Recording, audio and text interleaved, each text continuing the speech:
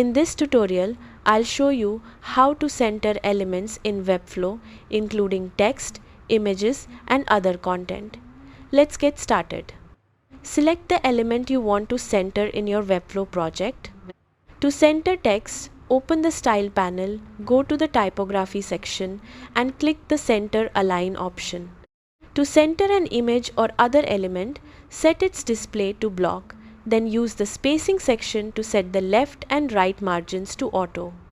If you want to center multiple elements, select their parent container and set its display to flex. Then set both justify and align to center.